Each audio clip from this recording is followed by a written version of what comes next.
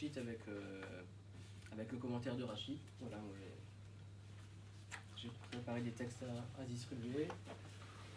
Voilà, il y en a 30, j'espère que ça suffira pour tout le monde.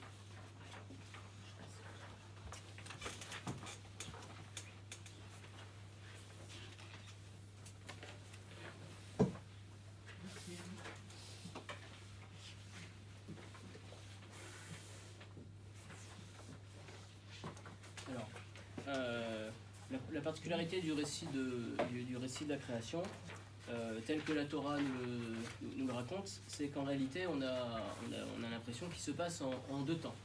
Déjà une première création qui est exposée dans le premier chapitre de la Genèse, et ensuite, dans le deuxième chapitre, on nous répète en quelques versets ce qui s'est déjà passé. Mais ça crée en réalité une création en deux temps qui demande à être expliquée.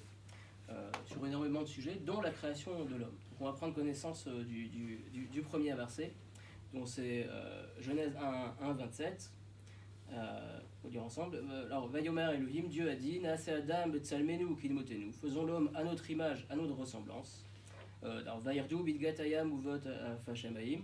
Donc il va dominer les poissons de la mer et les oiseaux du ciel. Uvema uvechol haaretz, les animaux et toute la terre.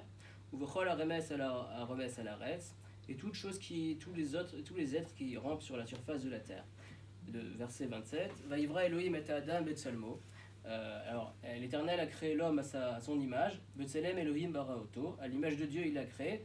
Et le verset, le parti qui va vous intéresser éventuellement le plus. Zachar ou nekeva baraotam. Mâle et femelle, il les créa. Donc sur ce, Rashi dit, vous avez juste après, Zachar ou nekeva, baraotam, il les a créés mâle et femelle. Et déjà, en réalité, il y a une contradiction. Pourquoi ? Parce que Rashi l'explique, ou le halan, plus loin. Donc dans le verset, dans le chapitre 2, verset 21, où Omer, c'est marqué Vaikach achatz metzalotav. On nous raconte en fait la manière dont Dieu a créé. Il a créé d'abord l'homme et ensuite, d'après la Torah, il a créé la femme. Donc comment est-ce qu'on peut comprendre que d'un côté on nous dit qu'il y a eu un seul homme qui a été créé, et Adam en général, Adam c'est homme et femme. Donc d'ailleurs, à chaque fois que je dirais ici l'homme, en fait c'est aussi la femme, il n'y a pas de distinction puisqu'on parle de l'individu. Donc comment est-ce qu'on peut comprendre que d'un côté il y a marqué qu'on a créé l'homme mâle et femelle, et de l'autre côté qu'on nous raconte que la femme a été créée en deuxième temps. Alors Rashi se réfère à remarquer ce problème. Il dit Midrash Agada, dans le Midrash Agada, donc dans le Midrash sur Bereshit, c'est marqué Shebaru Shne Parsoufim de Bria Rishona, qu'en réalité, lorsque Dieu a créé l'homme, il l'a créé au départ de manière androgyne. C'est-à-dire on avait un homme qui en fait avait a priori c'est même, vous voyez dans la traduction du Rashi, la traduction faite par les rabbins du consistoire, c'est marqué création à double face. C'est vrai que c'est pas marqué androgyne vraiment, c'est marqué Shne Partsufim. Ça ressemble un peu au mythe de Janus, c'est comme s'il y avait dès le départ un homme qui avait une face homme et une face femme. En tout cas, c'était un individu qui n'avait besoin de rien d'autre, qui était vraiment un être unique.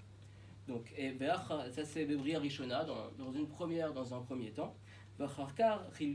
Et après Dieu les a séparés. On va voir pourquoi Dieu les a séparés dans le deuxième Rashi. Maintenant, ça c'est la version midrashite. Ça veut dire qu'il nous explique en fait comment ça s'est passé, le fait qu'on ait une création en deux temps et que dès le départ, l'individualité de l'homme, même si elle est radicale, elle n'en est quand même pas moins dépendante de quelque chose d'autre. Elle est quand même à relativiser, d'une certaine manière, sur deux plans qu'on verra ultérieurement. Mais d'un autre côté, Rashi, comme son habitude, c'est non seulement de ramener les midrashim les plus importants, mais également d'expliquer le sens littéral de la Torah. Donc il explique qu'on peut malgré tout comprendre ces deux récits de manière tout à fait littérale. Donc Shuto Shel Mikra, et par contre, en ce qui concerne le sens littéral, Kan Diecha Shenivreu Shneem Beshishi. En réalité, ici, on a fait un récit où on a déjà pris la conclusion de ce qui va se passer dans le deuxième chapitre. On nous donne le résultat, c'est-à-dire que dès le départ, on nous dit qu'il y a eu une création qui au final était mâle et femelle. Et après, dans le deuxième chapitre, Ah, voilà, Velo Piresh Ketzad Briatan, il n'a pas été expliqué dans le premier chapitre comment ils ont été créés, et après Piresh le Chabim comme frère, ça a été expliqué plus loin. Donc ça c'est pour comprendre au niveau du sens littéral. Mais au niveau du sens, des sens du Midrash, ça veut dire que en fait, Dieu quand il a créé l'homme, il a créé vraiment un être qui était individuel et qui était unique, et qui en fait se suffisait à lui-même. Je n'ai pas soufim le fait d'être androgyne, ça veut dire qu'il n'a pas besoin d'un autre fondamentalement, puisqu'il se suffit à lui-même. C'est comme certaines espèces d'animaux qui, on sait, ont les deux genres en même temps. Alors, et éventuellement, pourquoi est-ce que ça devait dès le départ être conçu comme ça? C'est probablement parce que, en fait, c'est dans les versets que j'ai ramené juste avant, c'est marqué que Dieu a créé l'homme à son image. Donc, si l'homme a été créé à l'image de Dieu, on sait bien que Dieu est unique. Donc, il fallait qu'il y ait un seul être. Pour que l'homme soit vraiment à l'image de Dieu. Sinon, il n'aurait pas été vraiment à l'image de Dieu. Donc, justement, c'est ça éventuellement qui va poser un problème dans la deuxième partie. Donc, c'est le texte numéro 2. Alors, on va prendre le verset 18, en fait, qui est au milieu. Vayomer Hashem Elohim, mais Dieu a dit Loto veyot Adam levado, ce n'est pas bien pour l'homme d'être tout seul, et c'est l'eau Ezer Konegdo. On va lui faire une aide à ses côtés. Et c'est là justement, après j'ai pas ramené la suite des versets, mais c'est là justement on voit, d'après le récit biblique, que Dieu a endormi Adam et a créé Ève à ses côtés. Donc là, on voit que finalement il y avait une création qui était, a priori, d'après le Rachid d'avant, qui était androgyne et qui donc était séparée en deux. Mais pourquoi est-ce qu'il fallait que ce soit ainsi? Pourquoi est-ce que d'une certaine manière, Dieu a plus ou moins s'est ravisé et en fait a considéré que l'homme qui avait été créé unique au début, il faut finalement qu'il soit séparé et qu'il soit créé mâle et femelle, qu'il soit dès le départ duel. Et en réalité, c'est comme ça qu'on le perçoit bien évidemment. Alors Rachid, là aussi le ramène. Donc, l'autoveyot, donc ce n'est pas bien pour l'homme d'être tout seul. Pourquoi? Alors, a priori, lorsqu'on lit ça, ça veut dire que c'est pas bien pour un homme d'être tout seul. Il a besoin d'une femme pour se mesurer, pour former un couple. Mais d'une certaine manière, Rachid ici le ramène un midrash qui est en fait plus métaphysique. Le problème, s'il y avait eu un seul homme, ça aurait été le problème suivant. L'autoveyot, ce n'est pas bien pour l'homme d'être tout seul. Chez l'oyomru, j'étais rachuyot en. Pour ne pas qu'on dise en fait qu'il y a deux domaines. C'est-à-dire qu'il y a un problème, un défaut dans le monothéisme. Il n'y a pas en fait un seul Dieu qui a créé le monde. Pourquoi? Parce que Akadosh Baruch Hu Yachid Be'elyonim, Dieu est le seul. Parce qu'on a vu en fait dès le départ Dieu était unique, donc il pouvait, s'il veut créer quelque chose qui est à son image, il faut que la créature soit unique. Mais ça pose un problème. Parce que les gens vont dire, si l'homme est autosuffisant, Akadosh Baruch Hu Yachid Be'elyonim ve'en lozu, Dieu est unique dans les sphères en haut, et donc il n'a pas de partenaire. Ve'ze betartonim en lozu. Et l'homme aussi, en fait, l'homme il se suffit à lui-même, donc il n'a pas non plus de partenaire. Donc ça aurait, en fait, on peut dire que ça aurait posé un problème des divinisations. Ça veut dire que non seulement on aurait divinisé l'homme, mais même l'homme lui-même aurait pu se prendre pour Dieu, puisqu'il n'aurait pas besoin de quelqu'un d'autre. Donc ce serait la raison pour laquelle on voit ici du récit de la création qu'il y a une création en deux temps, et qu'en fait elle explique dès le départ la problématique de la création et de l'individualité de la création de l'homme. D'un côté, l'homme a vocation à avoir été créé unique, c'est ce qui s'est passé dans un premier temps, au point même qu'il a été créé à double face, en androgyne ou Janus, comme on voudra. Mais d'un autre côté, ça aurait été dangereux, donc il lui faut absolument un partenaire. C'est pour ça qu'après Dieu a décidé de créer en même temps l'homme et la femme. Ça fait que maintenant, tous les êtres humains, qu'ils soient hommes ou femmes, sont d'une certaine manière créés uniques, mais malgré tout, bien qu'ils soient créés à l'image de Dieu, ce qui aurait dû signifier qu'il aurait dû être créé, qu'il aurait dû être unique, se suffire à eux-mêmes, malgré tout, ils ont besoin toujours il y a besoin d'une création duelle, c'est-à-dire qu'il y a toujours une cellule de base qui serait le couple. Et donc ça, déjà, ça on peut garder en tête pour la suite. Ça veut dire qu'un homme tout seul, ou une femme toute seule, bien sûr ça existe, mais il y a une attirance qui est naturelle pour avoir au moins un partenaire. Donc c'est déjà le début de ce qu'on peut dire, ce qu'on peut appeler la collectivité. Après le fait que ça doit faire peuple, ça on verra dans la troisième partie. Mais justement maintenant on va passer au deuxième texte, c'est-à-dire qu'il va montrer que malgré tout, qui ressort malgré tout de ce récit de la création, c'est que quand même l'homme a été créé tout seul. Parce que le fait qu'il y ait finalement un seul couple, ça montre quand même qu'il y a une individualité forte. Parce qu'il n'y avait qu'un seul homme et il n'y avait qu'une seule femme. Donc maintenant on va voir le fait que la Mishnah, que le Talmud insiste énormément sur ce point-là. Donc c'est le deuxième texte.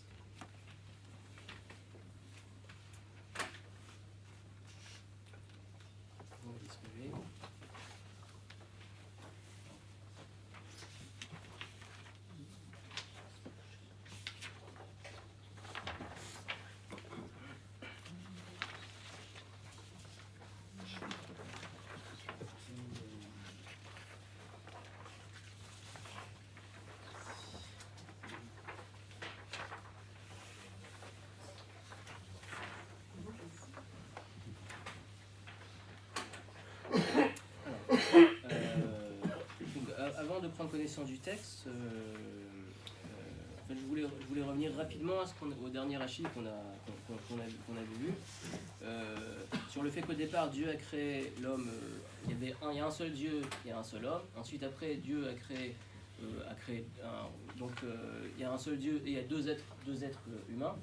Ça nous renvoie à l'idée, justement, c'est ce qu'il voulait dire Rashi, pour qu'il n'y ait pas de danger de divinisation de l'homme. C'est-à-dire qu'il faut que les choses soient claires, qu'il y a un seul Dieu. Et que comment est-ce qu'on peut percevoir le fait qu'il y a un seul Dieu? C'est parce que de l'un sort le multiple. Donc il y a une seule cause, une cause première c'est Dieu. Donc de lui, si on veut qu'il n'y ait pas d'ambiguïté, il faut qu'il y ait du multiple qui sorte. Donc au départ, il y avait un seul homme c'était un seul être qui portait éventuellement le multiple, qui était androgyne, mais finalement ça n'aurait pas été assez perceptible. Donc Dieu a dû créer en fait deux êtres qui finalement se complètent et qui n'en forment qu'un. Et pour montrer l'idée que de l'un sort le multiple, c'est-à-dire qu'il ne peut pas y avoir d'ambiguïté. D'un côté l'unicité de Dieu, de l'autre côté la multiplicité des créatures. Donc ça c'est important parce qu'on y reviendra plus tard.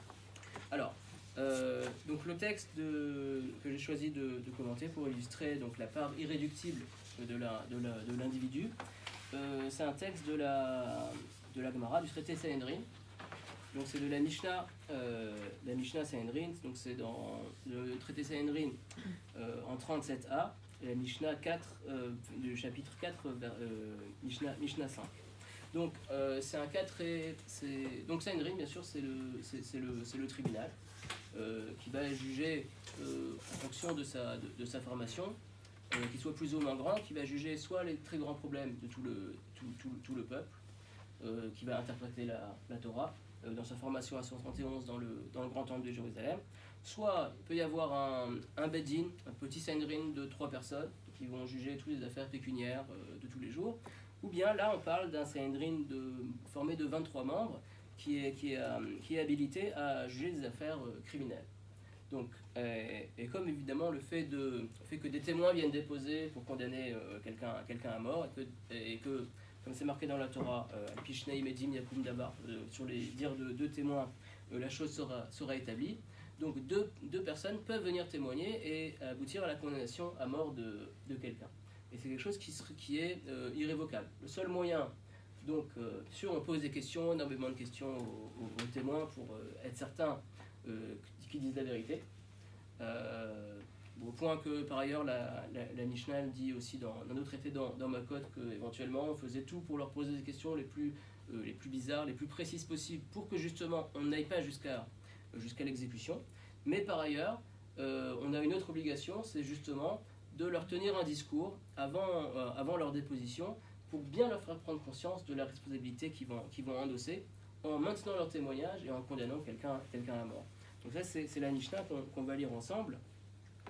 Alors, Ketzad Me'aimim et Aidim. Comment est-ce qu'on impressionne, comment est-ce qu'on impressionne les témoins de manière à être certain que s'ils témoignent, c'est qu'ils sont vraiment certains de leurs faits et qu'ils témoignent parce qu'ils ont une obligation de témoigner pour qu'on élimine un criminel. Alors, à l'Eden Nefashot, sur les Eden Nefashot, c'est-à-dire des témoins qui viennent pour tuer quelqu'un, et non pas donc maintenant si c'est par rapport à Diné Mamonot, des histoires pécuniaires, donc ce sera le processus sera très différent. On va juste insister sur le fait que porter un faux témoignage, que jurer à faux, c'est très dangereux, mais c'est autre chose que ce qu'on va voir maintenant. Alors, Ayom Arnissim Moto, on les mettait à l'isolement. Oumemim Alehem, on leur tenait le discours suivant. Shema Tomrou, faites attention, peut-être que vous allez parler, Meoumad, à partir d'une impression. C'est-à-dire, vous n'êtes pas certain d'avoir vu le meurtre, vous avez vu quelque chose qui ressemblait à un meurtre, vous avez entendu des détonations, etc. Vous n'êtes pas certain de ce que vous avez vu. Ou Mishmoa, Ed Miped, ou peut-être que en fait, vous n'avez pas assisté directement à l'assassinat, mais c'est quelqu'un qui vous a rapporté. Et comme vous voulez absolument que la personne soit condamnée, vous venez quand même accomplir la justice. Ou Mipi Adam Neyman, ou bien peut-être que vous avez parlé de la part d'une personne qui est crédible, mais c'est pas directement vous. Shema Iatem Yodim, peut-être que vous ne savez pas. Chez Sofenu Livdok Etrem Bedrisha Zakira. Peut-être que en fait vous êtes lancé sans savoir qu'en réalité on va vous poser des questions extrêmement précises et que finalement vous allez être confondu, vous avez perdu votre temps.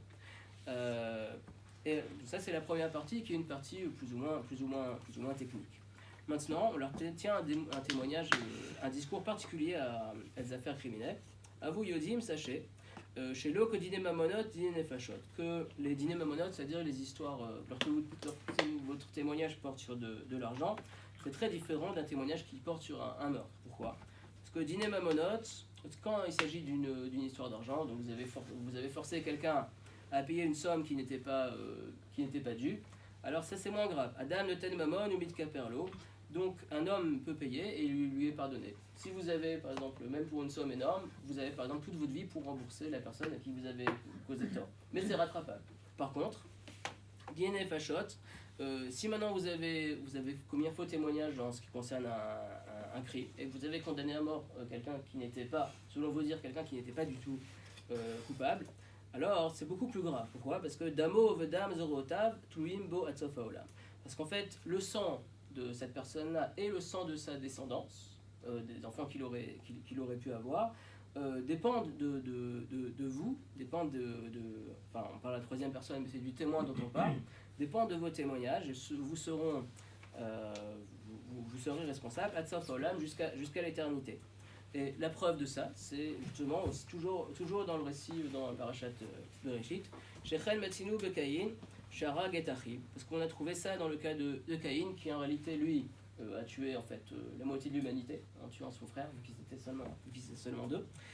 Chez Neymar, et à ce sujet-là, c'est marqué justement explicitement dans la Torah, de Me'achicha Soakim, les sangs de ton frère crient vers moi, lorsque Dieu demande des comptes à Caïn.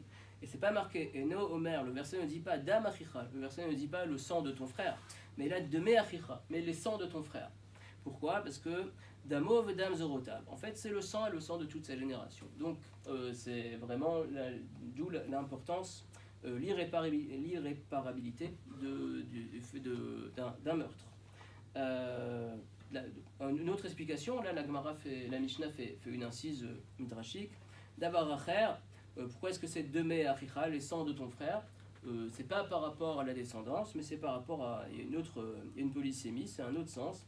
Shaya Domo Mushlach Aletzim Avanim, que en réalité son sang, le sang de Hevel, était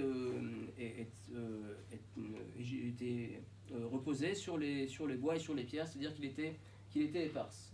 Donc en fait c'est le sang. Peut-être qu'on voit ici dans cette partie-là l'idée que, d'après le Midrash, c'est aussi raconté que Caïn ne savait pas vraiment, c'est la première fois que quelqu'un tuait quelqu'un d'autre, il ne savait pas comment vraiment faire, donc il a essayé de le tuer de plein de manières, et en fait ça a été un carnage. On peut sentir qu'il a été impressionné par l'horreur de ce qu'il venait de faire. Donc ça c'est une incise. En tout cas, ce qui importe, ce qui sort de là, c'est que puisqu'on a établi le rapport avec Caïn, qui a établi quelque chose d'irréparable, et que le mot Demer Chicha veut dire qu'en fait, que quand on tue quelqu'un, on le tue non seulement lui, mais également toute la descendance qu'il aurait pu avoir. Alors la Mishnah nous dit le Fichach Nivra Adam Yechidi. C'est la raison pour laquelle l'homme a été créé unique. Donc c'est pour ça qu'en fait, on a vu qu'il n'a pas été vraiment créé unique, c'est le premier couple qui a été créé unique. Mais en fait, Adam Arishon, c'était le seul homme, et Ève, c'était la seule femme. Pourquoi est-ce qu'il y a une création unique alors que Dieu aurait pu créer plusieurs hommes? Et c'est remarquable parce qu'en réalité, dans le même récit de la création, lorsque les animaux sont créés de manière indistincte. Il y a plusieurs animaux qui sont créés. On n'a jamais dit qu'il y a eu création d'une seule vache ou d'un seul. C'est très particulier la création de l'homme. Justement, c'est pour nous apprendre ceci. Les lames d'Echa pour t'apprendre.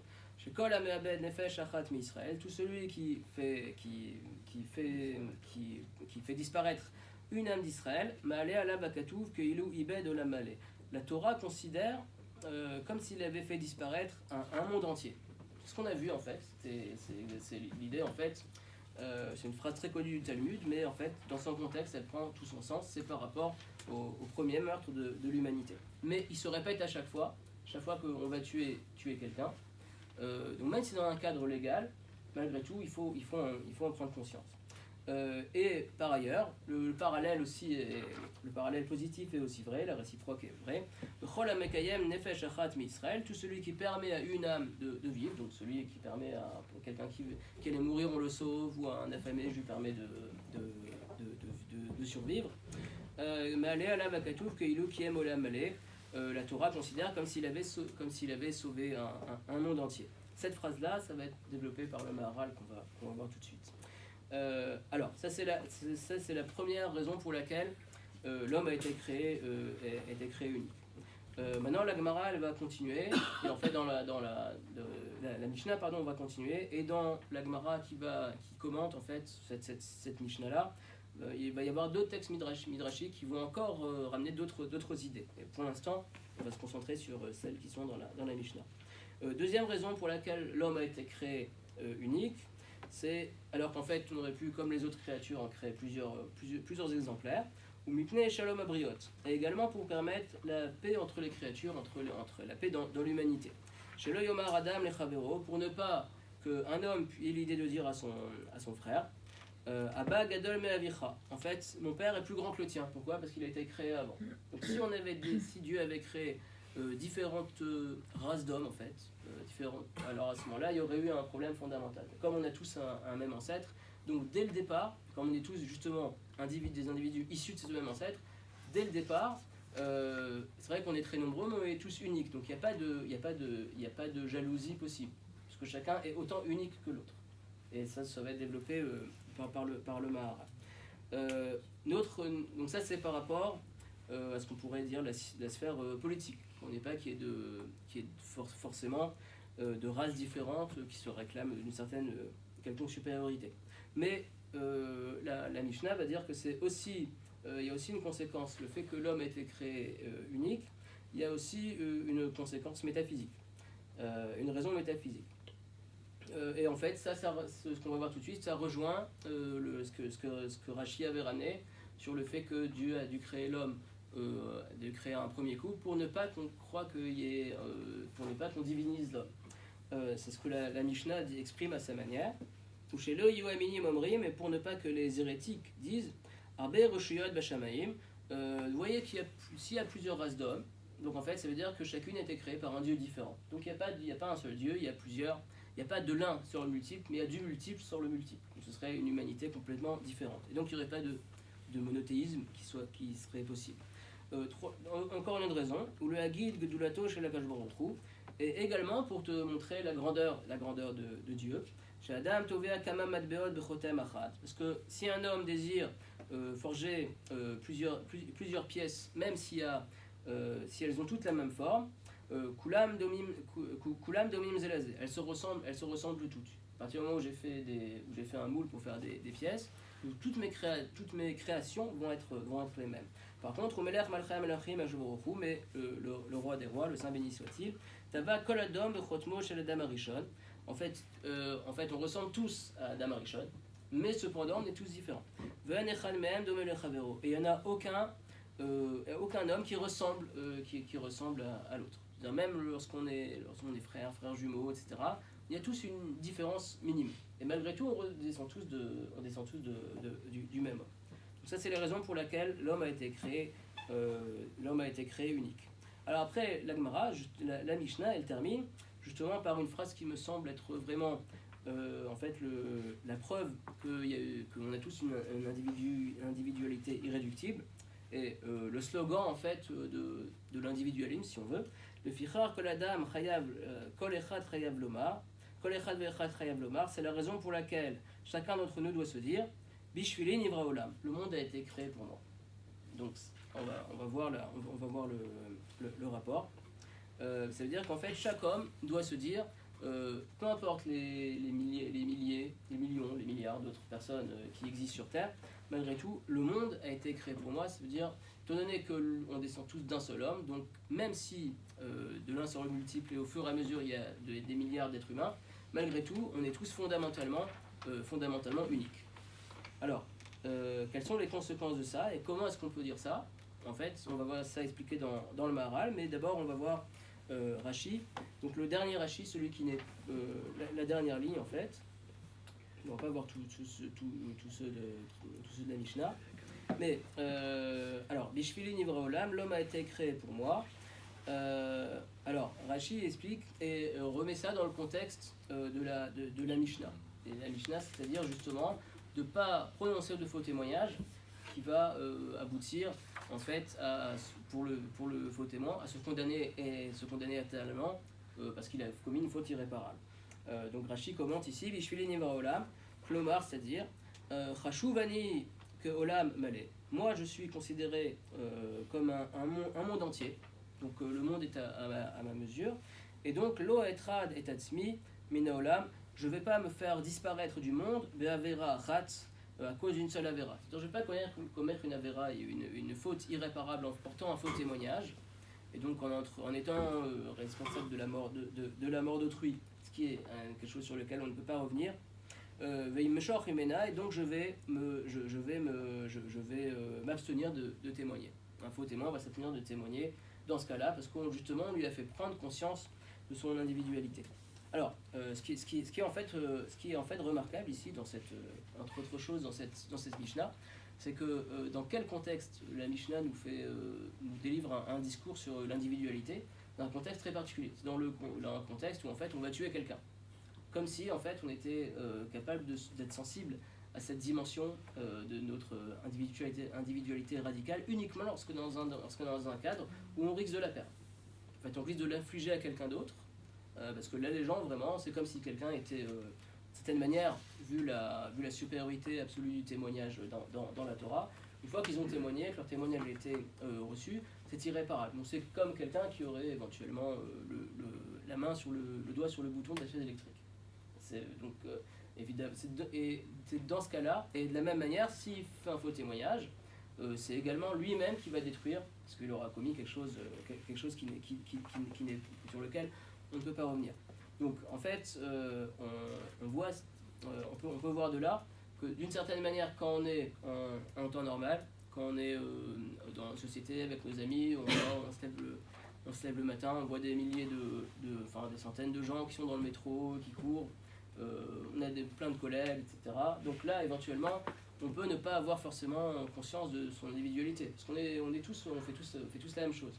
Donc quand est-ce qu'on peut oui en avoir conscience, c'est lorsque on est vraiment poussé dans ce retranchement et qu'on est à la porte de la mort que l'on risque de distribuer, que l'on risque de recevoir de cette manière si on porte un faux témoignage. Donc c'est vraiment c'est-à-dire que l'individualité est quelque chose d'irréductible, mais c'est vraiment la couche première de notre conscience, quelque chose auquel on n'est pas tout le temps, auquel on n'est pas tout le temps confronté. Et d'une certaine manière, surtout puisqu'on vit tous plus ou moins en société ou en communauté, c'est ce qu'on va voir ultérieurement, on peut avoir tendance à oublier qu'on a été créé unique. Mais en réalité, il y a des moments où il faut s'en souvenir. Et là, ce qu'on voit dans Rashi, c'est que ce discours est adressé aux témoins juste avant qu'ils prennent une décision irrévocable. Donc de la même manière dans la vie, quand quelqu'un va prendre des décisions, le fait qu'il soit un être unique doit le faire réfléchir et doit lui faire prendre conscience qu'en fait, ce qu'il décide, c'est pour lui. Et c'est pas pour les autres. On va voir après que c'est peut-être... est-ce que c'est à nuancer ou non du fait qu'on appartient tous à un peuple et que chacun a son rôle. Mais fondamentalement, ça c'est peut-être en un deuxième temps. En un premier temps, il y a quand même le fait qu'on est tout seul et qu'on est tout seul face à son destin. C'est ce qu'on voit de cette Gemara. Maintenant, le Maharal de Prague, donc ça c'est le texte numéro 4. Le Maharal de Prague va expliquer ce que ça veut dire que l'homme a été créé tout seul. Donc, alors on va le lire. Donc d'un côté vous avez comme d'habitude en petit le texte de la Mishnah qu'il commente et ensuite son propre commentaire. Alors le Fichach Nivra Adam. C'est extrait de quel livre du Maharal? Alors ça c'est Maharal sur place, c'est-à-dire c'est dans les Chidushei Agadot. C'est-à-dire que le Maharal de Prague c'est un texte, des manuscrits qu'on a retrouvés il y a dans les années 60 si je me trompe pas. En fait, il s'avère a priori que c'est la dernière œuvre qui a été écrite par le Maharal. C'est un commentaire systématique de tous les passages de toutes les agadotes de toutes les histoires en fait qu'il y a tous les passages herméneutiques du Talmud sur pratiquement il y a quelques traités qu'on n'a pas retrouvés, mais la plupart des traités on les a. Donc on a à peu près on a 3/4 du Talmud qui le commente. Bon, en fait la particularité du Maharal aussi, c'est que là il explique quelque chose et dans un autre livre il va reprendre exactement les mêmes termes ou il va expliquer d'une manière différente ou bien de la même manière mais un petit peu différente avec chaque fois des éléments en plus ou des éléments en moins. Donc, ce qui fait que l'étude du Maharal, en fait, il faut à chaque fois comparer ses œuvres. Mais ici, on a un texte qui se suffit à lui-même.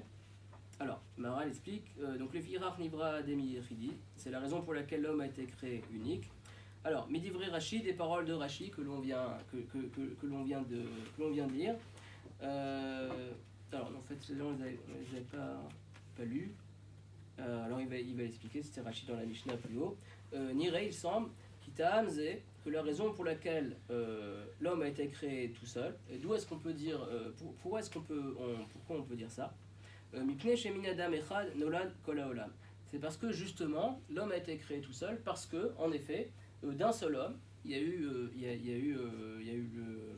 l'humanité entière à essaimer. Chez Adam ou Al-Kol Olam. Et ce serait la raison pour laquelle l'homme en fait est supérieur à toutes les créatures, parce que c'est le seul qui a été créé vraiment unique. Alors, le Enze Dimel Gamre, et ça c'est pas complètement exact. En fait, c'est ça. Ce que Rashi explique, ça ne rend pas vraiment compte de ce que la Mishnah dit. Chez Imina Adam Arishon Elol Kol Olam, parce que la raison pour laquelle de Adam Arishon, du premier homme, le monde a été, l'humanité a pu se développer. Mupne chez Loya Od Adam, parce qu'à l'époque il n'y avait pas d'autres hommes. Nolan Mumeno Kol Adam. Et de lui s'est développée l'humanité. Mais maintenant, donc ça c'était vrai au début, parce qu'il fallait bien un début. Avalata, mais maintenant, sauf, malgré tout, au final, à l'époque où le Maharal de Prague parle, c'est-à-dire la fin du XVIe siècle, Yesh Bene Adam Arbe. Donc il y a énormément de personnes. Et donc à ce moment-là, cette phrase-là n'est plus pertinente. La manière que et maintenant, pourquoi est-ce que c'est considéré, lorsque l'on va tuer quelqu'un, par son témoignage, comme si on détruisait le monde entier? On peut comprendre qu'à l'époque de la Genèse, c'était vrai. En effet, c'est ce que la Mishnah ramène de Caïn et Hevel. Donc en fait, en perpétrant son meurtre, Caïn a bien tué la moitié de l'humanité. Mais maintenant, de certaine manière, si c'est ça l'idée, c'est qu'en fait, il y avait un seul homme et une seule femme. Maintenant, il y a seulement deux hommes sur Terre. Maintenant, c'est plus le cas, parce que maintenant, il y en a plusieurs. Donc, il va y avoir des régimes qui vont vous dire, oui, on va faire on va faire des grands travaux pour développer le pays. Bon, si au passage il y a des morts, c'est pas grave, parce qu'on a tellement de population qu'elles peuvent se régénérer.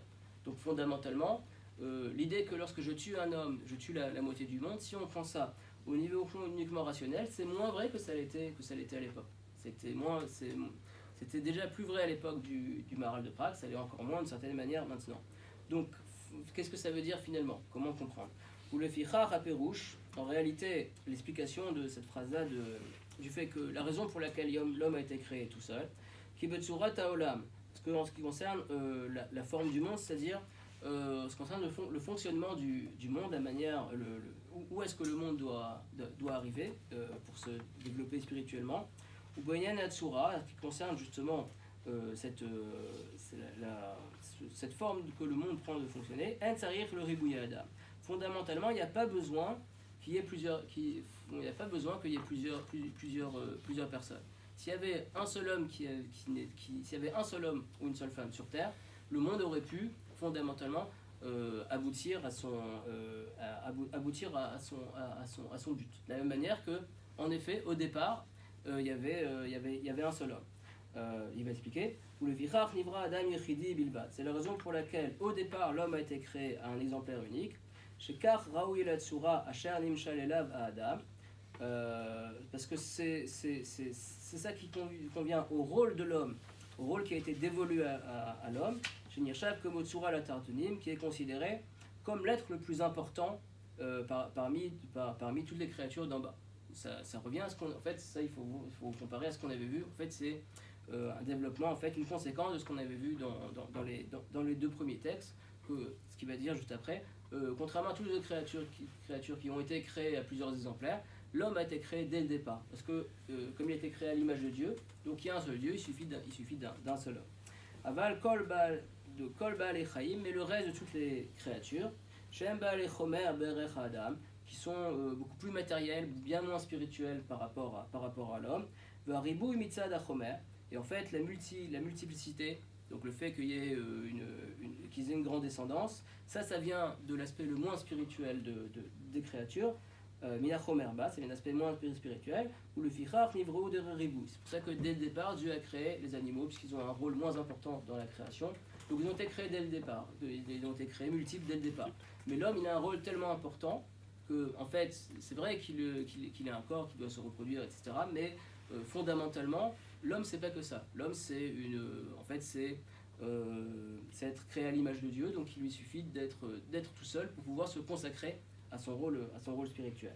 Mipne ki Adam, c'est la raison pour laquelle l'homme a été créé tout seul. Mipne ki Adam ou Ikar, puisque l'homme est l'essentiel de la création.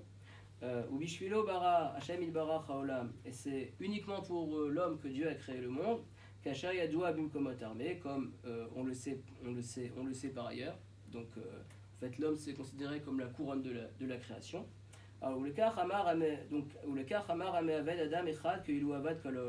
C'est la raison pour laquelle on peut dire que celui qui détruit le monde, c'est comme s'il avait détruit le monde entier. Parce que fondamentalement, il n'y a pas besoin d'une multiplicité d'êtres humains. S'il y a un seul homme, le monde suffit déjà pour lui. Donc en fait, on doit tous se voir en fait, comme si on était seul sur Terre. On n'est pas seul sur Terre, loin de là. Mais fondamentalement, on doit se considérer comme si c'était le cas. Puisque, en fait, on est descendant d'Adam qui a été créé lui-même tout seul.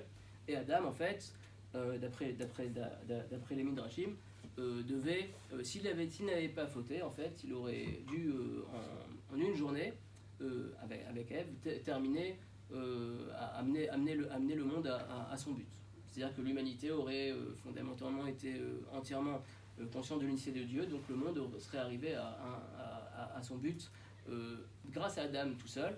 Non, le fait qu'il ait commis la faute, en fait, ça a fait que d'abord il est devenu mortel, donc ça a pris plus de temps, et forcément, plus ça a pris plus de temps, il est devenu plus matériel, et puisque ça a pris plus de temps, il se reproduit, donc ça a donné naissance à l'humanité. Mais ça, c'est juste une diffraction en fait du rôle d'Adam. Et en fait, comme on descend d'Adam, on a nous-mêmes, on a quand même cette mission-là. On est comme Adam par rapport à ça.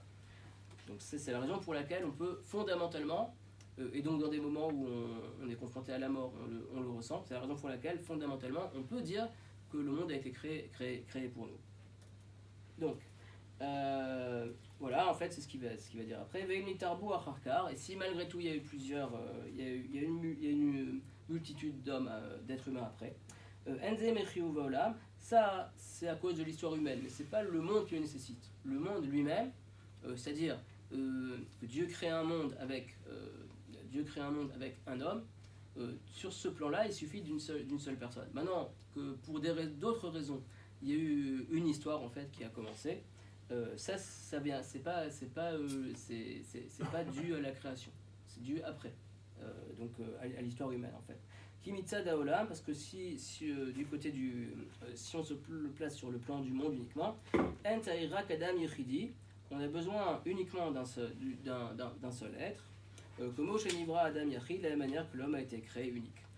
C'est la raison pour laquelle, ou le Fichar, Ameave Nefesh Achat Misraël, que Ilou Avad Kol Olam, c'est la raison pour laquelle celui qui fait disparaître une seule personne, c'est comme s'il détruisait un monde entier. Alors,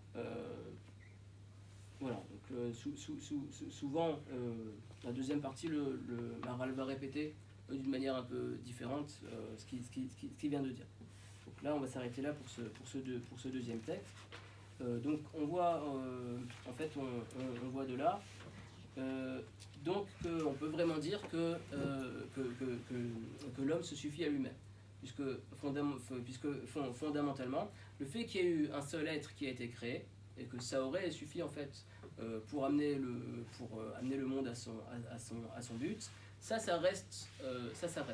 En fait, c'est-à-dire on est en fait désordre de ça, et donc en réalité le monde nous suffit. Donc on est vraiment fondamentalement chacun individuel. Ça c'est ce qu'il a expliqué, la raison pour laquelle l'homme a été créé unique. Maintenant on peut revenir, et ce serait donc d'où la raison pour laquelle la Mishnah termine par cette phrase qui est un petit peu provocatrice. La raison pour laquelle chacun doit dire le monde a été créé pour moi.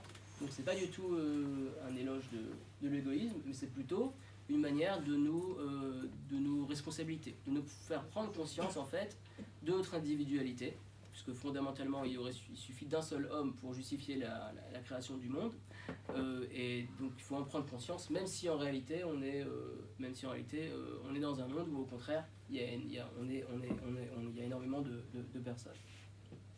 Alors sur ça, j'ai vu, je l'ai pas photocopié, mais il y a un texte.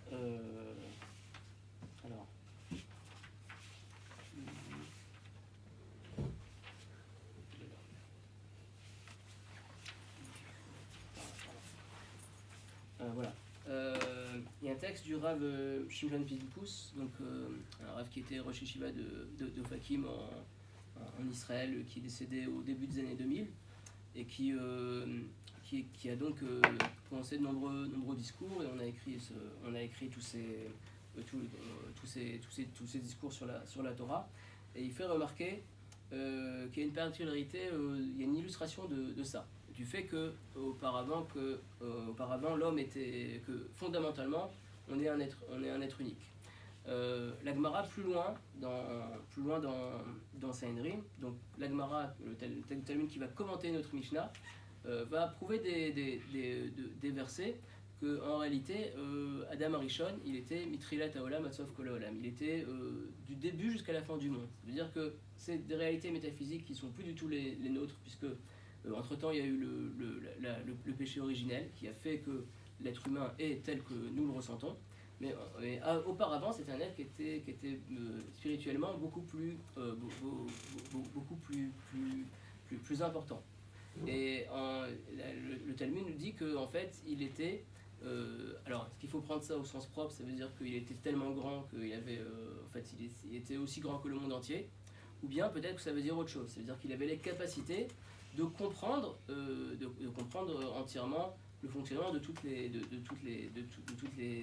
créatures et de la création. Donc il avait une beaucoup plus grande préhension de la création.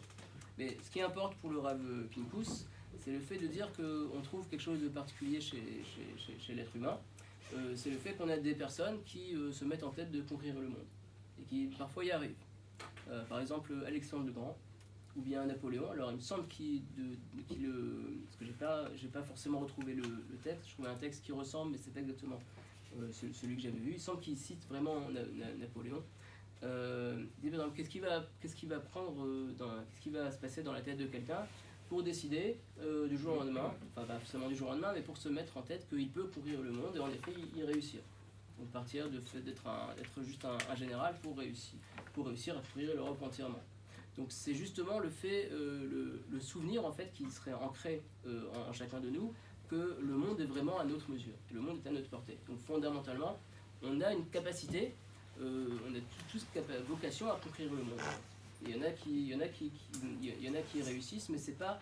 Mais cette idée-là, cette imagination-là, certes l'imagination et l'intelligence peut permettre de réaliser, mais forcément, mais fondamentalement, c'est pas une folie, parce que l'homme réellement, de la manière qu'il a été créé unique avec le monde entier, et comme le dit Lévin Drachim, toutes les créatures pour le servir, ça reste vrai. Et donc l'homme a la possibilité, et a vocation en fait à conquérir le monde. Ça reste réel. Maintenant, ça l'est pas. Sauf pour certains individus d'exception comme Napoléon ou Alexandre, qui en fait, en fonction des circonstances, peuvent réaliser leurs rêves ou leur folie. Mais fondamentalement, c'est vrai, même si nous, on ne peut pas vraiment le ressentir, parce qu'on est dans une société qui est beaucoup plus cadrée. Notre place est beaucoup plus minimisée. Mais en réalité, l'homme a la possibilité, a réellement un souvenir en fait de la stature qu'il avait, avant la création du monde. Alors, maintenant on va passer à la troisième partie, de savoir pourquoi est-ce que malgré tout, une fois qu'on a décrit le fait que l'homme est irréductiblement individuel, pourquoi est-ce que malgré tout on a besoin d'un peuple.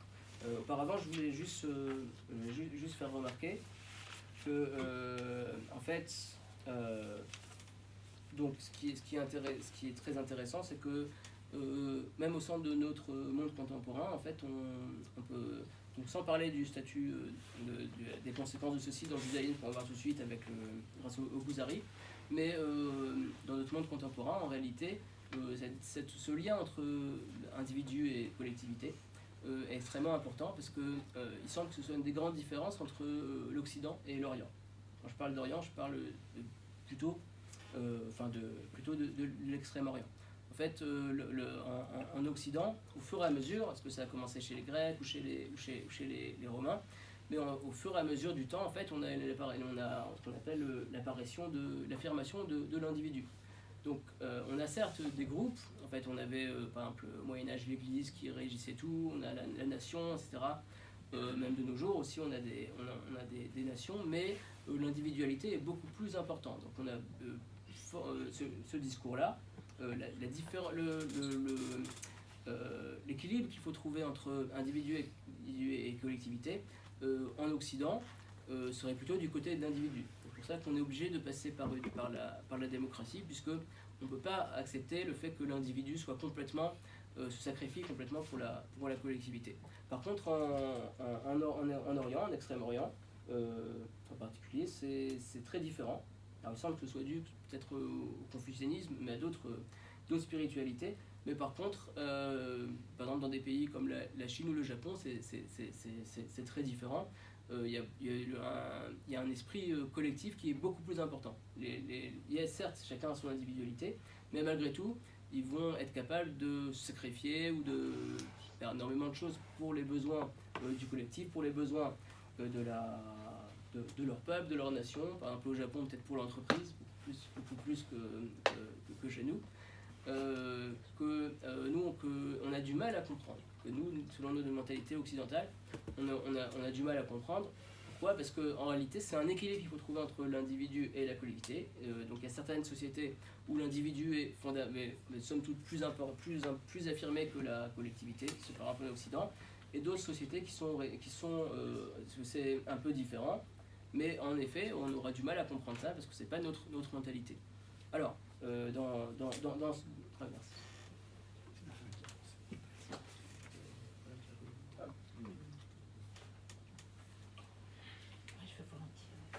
donc, alors maintenant, qu'en est-il du judaïsme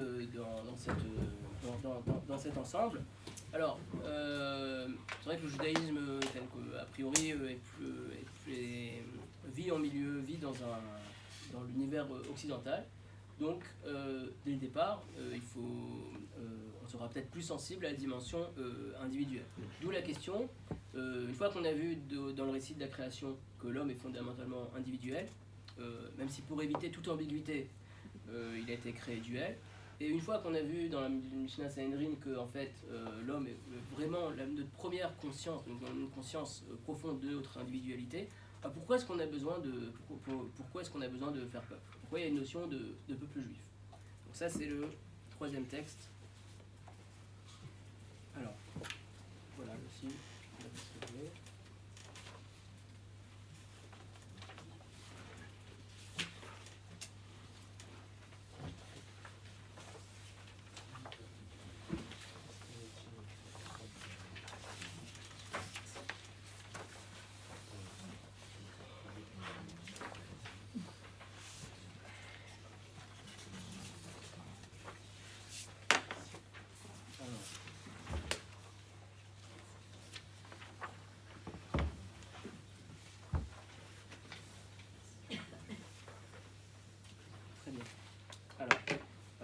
Donc en fait, on va prendre conscience de deux textes, donc un du Kuzari de Rabbi Yehuda Halevi, et un autre texte encore une fois du Maharal de Prague, un autre ouvrage d'Israël Israël.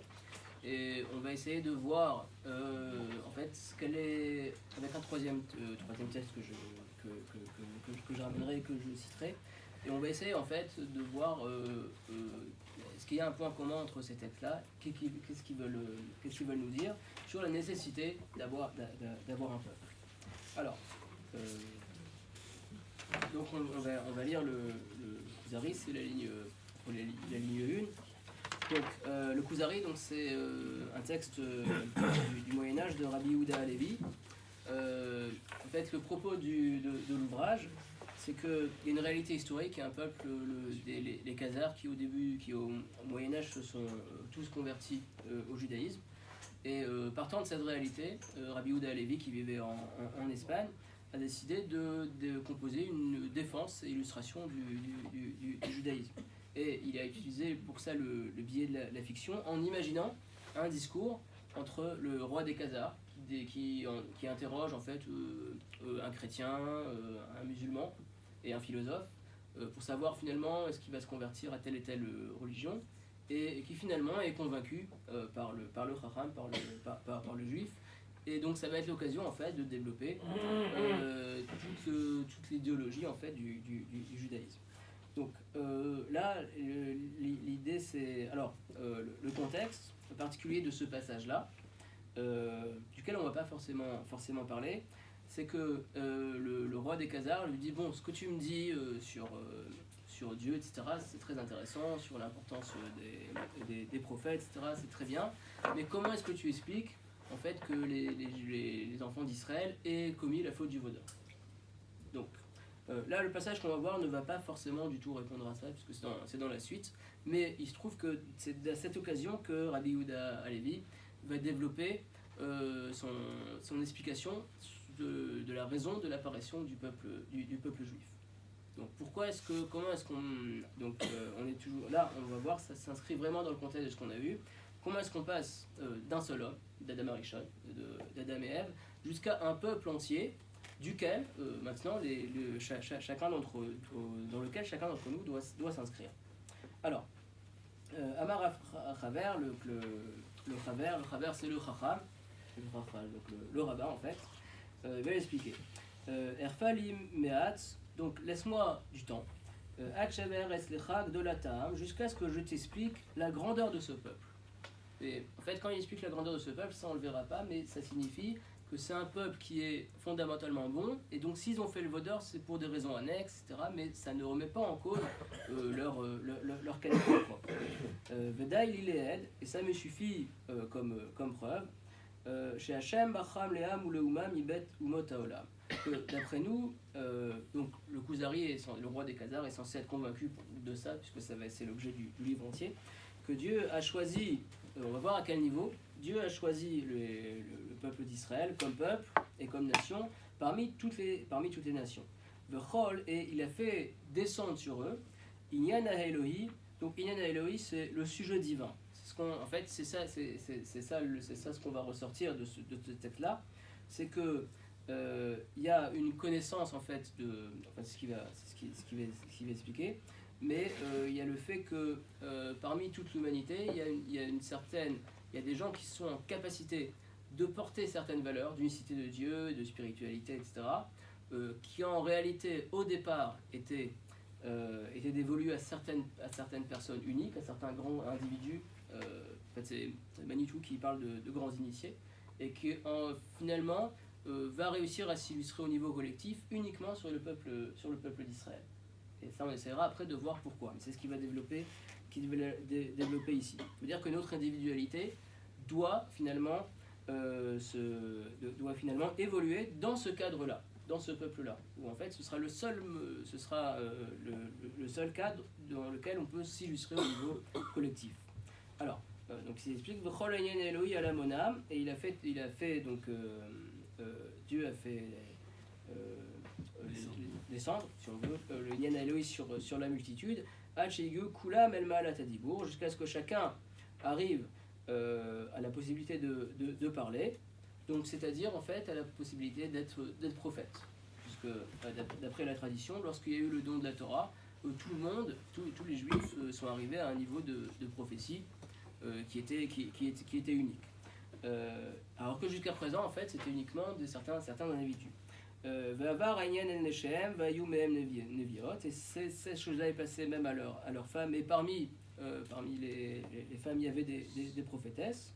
Et ça, c'est exceptionnel qu'il y ait tout un peuple qui soit à ce niveau-là.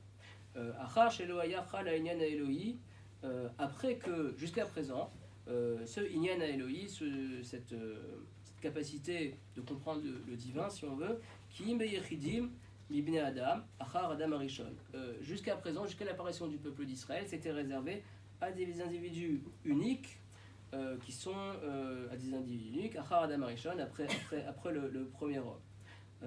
Et ce qui veut dire en fait, c'est que ce qui est la particularité de Sefer Bereshit, du récit de la Genèse, c'est qu'en fait, on part de Adam Arishon, ensuite il y a des généalogies qui nous décrivent chaque descendant, le premier descendant de chaque premier descendant de Adam. On a comme ça, comme le dit la Mishnah dans Avot, les 10 générations de Adam jusqu'à Noach. Et après de Noé jusqu'à Abraham, il y a aussi 10 générations. Donc en fait, c'est ce qui va dire qu'en réalité, le nom des personnes qui apparaissent explicitement dans la Torah, c'était des êtres d'élite en fait qui étaient des prophètes. Et le reste de l'humanité, ils étaient amoindris. Quand on s'expliquait, ils étaient amoindris parce que, comme le dit Maïmonide, son livre à l'idolâtrie, etc., ils ont perdu de vue pour leur propre intérêt certaines réalités métaphysiques, mais en fait, il n'y avait que quelques grands initiés en fait qui étaient au courant de ces réalités. Et quand est-ce que ça s'est illustré au niveau du collectif? Ça a commencé à partir des patriarches et à partir de Jacob, ce qui va dire. Qui Adam, parce que Adam Arishon, Aya Shalem Ibilititna, c'était évident qu'il était complètement, qu'il était parfait, qu'il était intègre. Qui Entana Beshlemut Maaseh, parce que en fait, on peut pas reprocher à Dieu d'avoir pensé que Dieu a créé un être qui était imparfait. Donc forcément, Adam Arishon, surtout d'après ce qu'on a vu auparavant, c'était vraiment d'une certaine manière un être parfait. D'une certaine manière, c'est très très différent. Mais aussi Chacham Yachol, il était extrêmement Chacham. Mais Chomer Bachou le Tsura Asher Chafetzba, donc Dieu l'a créé à partir de la matière qu'il a choisie. Voilà. Velo Manam Moneam Mimezek Shirfat Zera Aav, Velo Midamahem. Donc en fait il n'a pas été créé de manière naturelle, il a été créé directement par Dieu. Donc il n'a pas non plus dû subir donc le cycle normal de devoir grandir, etc. Puisque d'après la tradition, il a été créé, Adam et Ève ont été créés comme un être qui avait 20 ans. Ils n'ont pas non plus été sujets aux changements, aux aléas du climat. Qui a trop, donc on est ligne 10. Merci. Qui a trop que chez Megiel et Tachmit, mais Abarcho. Parce qu'il a créé lorsqu'il était arrivé vraiment au niveau optimal de la jeunesse. Hachalem, Tirato, Vignota. Donc il a été créé parfait. Vewacher Kibel Anefesh Al Touma, c'est lui qui avait reçu l'âme également, l'âme primordiale en fait, le premier homme.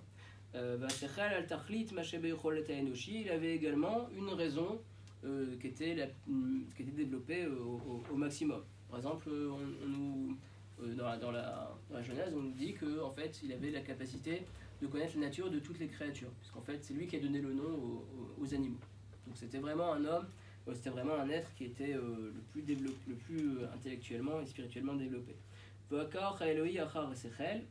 Et donc, justement, ce sujet divin dépend de l'intellect, pour Omar, c'est-à-dire donc la capacité de s'attacher au sujet divin et au sujet spirituel. Et Adam, il connaissait la vérité, donc l'unicité de Dieu, sans avoir besoin de l'apprendre. Lui, après, d'après la tradition, le fait qu'il ait commis le péché originel, ça a fait tout changer. Mais au départ, chez lui, il n'y avait pas il n'y avait aucun doute quant à l'unicité de Dieu. Il n'y avait pas de possibilité pour lui de se livrer à l'idolâtrie. Abba Marchavakala, donc tout était facilement accessible pour lui. Uva Nikra Eslenu Ben Elohim. Et ça, cette capacité-là, ce niveau-là, ça s'appelle Ben Elohim. C'est un fils de Dieu, si on veut. Chol Adomimlo Mizaro Ben Elohim, et tout ce qui lui ressemblait. Donc, c'est-à-dire, en fait, ça il faudrait voir, mais en fait, c'est-à-dire, ses premiers-nés, en fait, c'était des gens qui suivaient sa voie. Est-ce que c'est d'une manière physique ou est-ce que c'est d'une manière spirituelle il aurait uniquement éduqué ses aînés pour suivre sa voie, ça on ne sait pas encore, il faudra voir. Alors en tout cas, Veolid Banim Rabim, et certes le récit de la création nous apprend que par exemple Adam il a enfanté Caïn et Hevel, donc il y a eu Caïn a tué Hevel et après Caïn est devenu réprouvé. Mais après, il y a eu son troisième fils, c'était Shet. Et ce qu'on nous dit dans la Torah, c'est qu'il a eu Shet. Ensuite, il y a eu plusieurs années, même plusieurs centaines d'années qui sont passées. Et après, il a eu d'autres enfants. Ces descendants-là, en réalité, ne sont pas liés au Yana Elohim. C'était une multitude qui n'importe pas, en fait, d'après la Torah. Veolid Banim Rabim, il a eu de nombreux enfants. Velo Ayamehem Raoul Yod Bimkom Adam et la Evel. Le seul qui était capable de se tenir, de prendre la place, d'être au niveau de Adam, c'était Evel, qui voyait de Mélo parce qu'il lui ressemblait.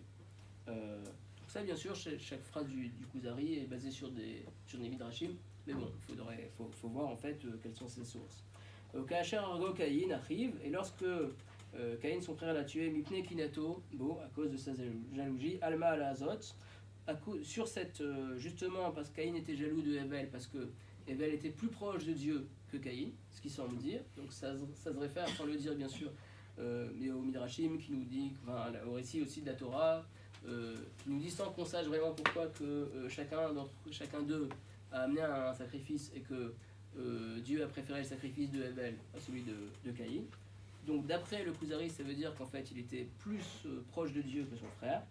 Alors, Nathan lo Tarta Abshet, il y a eu à la place de Hevel, donc Caïn a été réprouvé, mais à la place il y a eu Shet. Vaya Domele Adam, et lui il ressemblait à Adam. Vaya Segula Velev, et lui c'était vraiment le trésor et le cœur, en fait, c'était, si on veut, l'élite de l'humanité. Vezulato Keklipa, et tous les autres frères avaient moins fait cet effort et étaient moins dans l'union avec lui. Uzgulat Shet Enoch, et le descendant de Shet c'est Enoch. Et justement, ça, c'est les généalogies, les passages en général qu'on saute quand on lit qui sont pas forcément les plus développé. Le Chenegia Inyan Ad Noach, et en fait il y a eu deux Adam jusqu'à Noé, il y a eu 10 générations. Beyechidim Ayu Levavot, donc c'était les seuls qui étaient en fait qui étaient particuliers. Domim les Adam, de tous les noms qui sont justement tous les noms qui apparaissent de Adam jusqu'à Noé ressemblaient à Adam, Venikreim Bene Elohim, et eux on peut les appeler Bene Elohim. Shleimim Bebriatam ou Vominotam, ils étaient complets non seulement dans leur création, dans leur intellect, ou Vomidotam, mais aussi dans leur comportement, ou Verichut Ayamim, et dans leur longévité, ou Vechochmot ou Vecholet, dans leur sagesse, dans leur capacité à œuvrer. Ou Beyamehem Anumonim et Adam Vanoach, Veched Minoach Ve'adavram, et c'est en leur fonction qu'en fait on compte les générations, 10 générations de Avram jusqu'à Noé, et 10 aussi de Noé jusqu'à Avram. Alors, maintenant il peut y avoir des exceptions. Vous pouvez y avoir parmi cette dynastie, si on veut, des gens qui n'étaient pas complètement au niveau d'Adam ou de Noach comme Terrar, donc le père idolâtre d'Abraham. Avraham beno aya talmid leavi aviv Ever. Mais par contre, Avam, son fils, était plutôt attaché à son grand-père qui était Ever, donc qui était un descendant, le fils de Shem, donc un descendant direct de Noé, qui lui-même descendait directement, enfin, au moins au niveau spirituel de Adam. Et également ce qu'on sait aussi, si on fait le compte dans les Midrashim, Abraham a pu connaître Noé directement. Alors, et donc sur tous ces gens-là, et Eloï passaient de père aux enfants. Abraham se goulat Ever, Vetalmido, et Abraham, donc c'était celui qui était le meilleur descendant de Ever et de ses élèves. Valkan Nikra Ivri, c'est pour ça qu'il s'appelle Abraham à Ivri. D'après ce Midrash, c'est parce qu'il était attaché à Ever. Donc Ever, c'était... alors on sait que dans les Midrashim, il y a les yeshivas de Shem et Ever, mais c'était justement l'endroit où dans une humanité qui était idolâtre, on connaissait l'unicité de Dieu, et donc on était fidèle au message d'Adam. Donc Abraham s'est développé dans ce milieu-là. Ever ayah se goulach Shem, et Ever en fait c'était lui-même le descendant de Shem. Shem ayah se goulat Noach, et Shem descendait de Noach.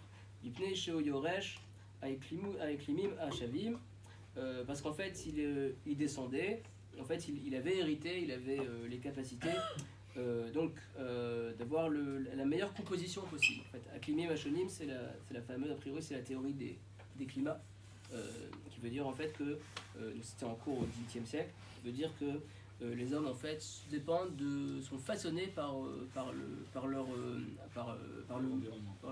environnement. Donc lui, d'après sa compréhension, ce qu'il avait dit aussi au début au sujet d'Adam Arishon, donc c'est déjà des hommes qui étaient les plus équilibrés possibles. Asher Emsaitam Vchendatam Eretz Kenaad Admat Anevoa. Et donc l'endroit le plus équilibré en fait c'est la terre de Canaan, c'est la terre d'Israël, qui est la terre sur laquelle Admat Anevoa, la terre sur laquelle la seule terre sur laquelle va se développer la prophétie. Veyatsa Yefet El Safon Vecham El Darom. Donc ça c'est la terre de Shem.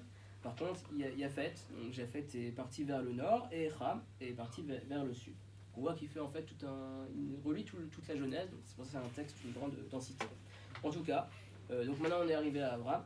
Zgoulat Avraham, Mikol Banav, Yitzhak. Et parmi donc le trésor en fait, mais la quintessence, si on veut, d'Avraham, de tous ses enfants, donc c'est-à-dire non seulement Ishmaël, mais même les enfants qu'il a eu après avec Keturah, que certains identifient avec les peuples d'Orient et d'Extrême-Orient, c'était Yitzhak. Yitzhak, c'est le fils d'excellence de Abraham. Et justement, Abraham, c'est écrit explicitement aussi dans la Genèse, a renvoyé tous ses enfants de cette terre-là, des terres d'Israël, à Meshugelet, qui est la plus apte, que des Chétier, Meyuchadet et Yitzhak, pour qu'elle soit réservée à Yitzhak. Yitzhak et Jacob. Et donc, parmi les deux enfants de Yitzhak, la quintessence, donc c'était c'était Yaakov. Venitre Esav arrive, et Esav, son frère, malgré son niveau spirituel, donc n'était pas au même niveau, il a été rejeté, Mipne chez Zacha Yaakov Eretzaï, puisque en fait, la preuve de ça, c'est que c'est Jacob qui s'est installé en Israël. Ou Bene Yaakov, maintenant on arrive plus ou moins à l'apparition du peuple juif, puisque ou Bene Yaakov Kulam Segula. Maintenant, parmi les enfants de Yaakov, parmi les 10 tribus, en fait, tous étaient au même niveau que leur père. Ce qui n'a jamais été le cas jusqu'à présent. Jusqu'à présent, on avait Adam qui avait un seul enfant, donc c'était finalement Chet. Il avait une descendance, mais qui n'était pas au niveau, etc. Jusqu'à de 10 générations de Adam jusqu'à Noé, puis 10 de Noé jusqu'à Abraham. Ensuite, Abraham, il a eu aussi une descendance, mais il n'y avait que Yitzhak qui était attaché à ce Inyan Elohim. Yitzhak a eu Esav et Yaakov, mais il n'y a que Yaakov qui a pris le flambeau. Par contre, à partir du moment où il y a Jacob, donc à ce moment-là, ça commence à se développer le peuple juif. Et c'est sur ce passage en fait des patriarches jusqu'au peuple juif que le Maharal va également parler. Alors, Kulam, Rohim, le Inyan Elohim, ils étaient tous aptes en fait à propager l'unité de Dieu, si on veut. Vayalem, Amakom, Aou, Ameyuchai, Benyan Elohim. Et ils avaient justement cet endroit-là, cette terre-là, qui était spécifique à ce sujet-là. Donc ça, c'est peut-être la phrase la plus importante en fait, que je voulais extraire de ce texte. Et c'est le début du fait que peut résider le Inyan Elohim. Donc le fait qu'il y ait, avant c'était uniquement des individus, mais maintenant c'est toute une assemblée en fait. Pour l'instant on ne va pas dire peuple encore, mais sur une assemblée. Donc il y a une assemblée, il y a un ensemble de collectifs qui justement est capable collectivement de propager l'unicité divine. Après que jusqu'à présent c'était le cas uniquement chez des êtres d'exception. Et donc en fait là il passe justement à une particularité, c'est que la descendance de Jacob a dû passer par l'exil en Égypte. Et c'est à ce moment-là qu'elle devient vraiment un peuple. Ça va être, c'est une grande idée du Maharal, on va en toucher un mot. Donc en fait, on sait bien qu'en Égypte, comme le dit la Torah elle-même, dans Parashat Vaïgash, ils sont descendus à 70 et ils sont sortis finalement, longtemps après, 210 ans après, même un peu plus, ils sont sortis à 600 000. Donc il y a encore un autre passage quantitatif, beaucoup plus quantitatif et aussi qualitatif. Kacher et Gadel Aïlan, de la même manière que l'arbre grandit, Asher Shor Shotov, un arbre qui a des bonnes racines, Alchotsi Peri Shalem, Domé le Peri Arishon, Ater le Memino, jusqu'à ce qu'on sorte un fruit complet qui ressemble en tout point à la graine qui lui a donné naissance. Retsun Nilomar, c'est-à-dire Abraham, Yitzhak, Yaakov, Yosef, Echav, il y avait des gens il y avait donc les patriarches qui étaient uniquement des individus, mais à partir de Yaakov, il y a eu Yosef et ses frères, qui déjà étaient des individus, mais qui étaient déjà une fratrie. Donc c'est un peu plus étendu. Et donc à ce moment-là, ça donne une énorme descendance de 600 000 personnes. Et parmi ces 600 000 personnes, Vaya Minaperi, Moshe, Aaron, Myriam. Et parmi elles, il y avait donc encore des êtres d'exception, mais qui étaient à ce moment-là dans un peuple. C'est Moïse, Aaron et Myriam. Komo, Betzalel, Oliav, et il y avait parmi eux aussi des gens, Betzalel et Oliav, donc c'est les constructeurs du tabernacle, du sanctuaire, ou Komo, Roche, Amatot, ou bien d'autres personnes d'exception en fait qui se singularisaient. Shivi, Maskeni, Macharayo, Roïm, Nevoat, Matmedet. Il y avait donc les chefs des tribus qui étaient des princes en fait, qui étaient chacun roi d'une tribu, ou bien il y a aussi dans la Torah, Moïse doit choisir 70 anciens qui finalement ont la capacité de prophétiser comme Moïse. Donc on voit que maintenant, on n'a plus uniquement des individus, mais on a tout un peuple qui a la capacité d'être tous prophètes. Le fait d'être prophète, semble-t-il, ça vient illustrer le fait qu'on est capable de porter le sujet divin. Et donc, voilà. Que Yoshua, Bechaleb, Chou, Vazulatam, Rabim, et donc énormément de prophètes. En fait, quand on voit aussi bien dans la suite, dans le livre des prophètes, on voit qu'il y avait énormément de prophètes. On n'a pas forcément les écrits de chacun, mais il y avait un esprit général de prophétie qui résidait sur le peuple. Alors, donc, c'est la dernière phrase qu'on va faire. ואז היה ראויים להראות האור עליהם והשגחה ההיא הריבונית. Et à ce moment-là, tout ce peuple-là était capable de recevoir sur lui, de servir de support à la lumière divine. Donc là, on va s'arrêter là pour ce texte. Donc qu'est-ce qui ressort de là?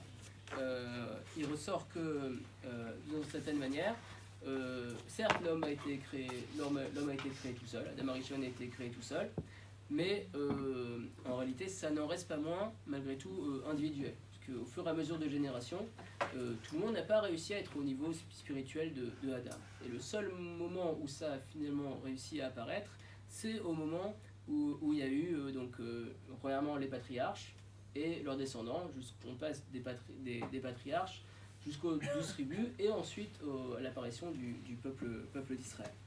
Donc, on va voir une idée, ça va parler du même sujet, mais c'est un petit peu, enfin chacun à sa manière, développé par le Maharal dans le dernier texte que je vous propose.